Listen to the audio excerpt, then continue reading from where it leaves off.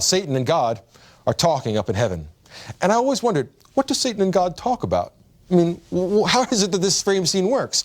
It's perhaps proper not to ask too many pointed questions about this initial frame scene, because although it's very necessary for the later kind of moral message that's being told, if you ask too many questions about the relation early between Satan and God, you'll find that it's more and more enigmatic, and the solutions turn out to be, well, not entirely satisfactory. We'll come back to that.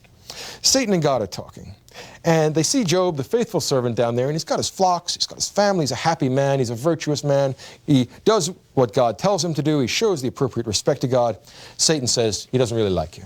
He doesn't really admire you, God, for what you are. He doesn't really respect or worship you.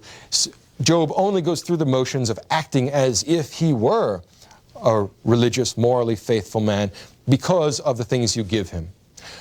You give him flocks, you give him a family, you give him a wife, you give him all the nice things in life. If you, Yahweh, had not given him great stuff, Job wouldn't like you and he wouldn't follow you. He wouldn't be your faithful servant. Now, again, this is a peculiar case.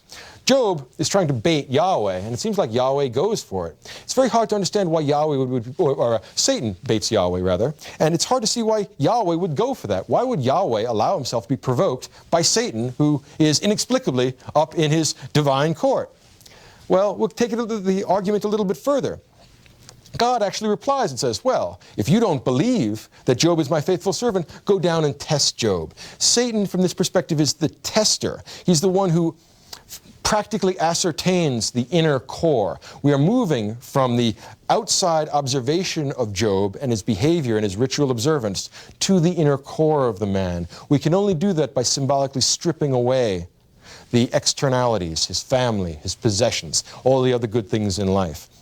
So in some ways, it seems that even Satan is doing God's will, not that he's provoking God, but rather that God is going to reveal the difference between the inner and the outer, between the attitude of religious faith as a matter of soul, and the mere going through the motions of religious observance on the outside. So Satan is going to allow us to have a look into the soul of Job, into the soul of God's faithful servant. And he does that by engaging in this colloquy with God, which results in Satan going down and doing these desperate evils to Job.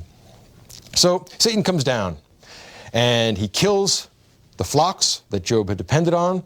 He sends in invaders to enslave and kill his children.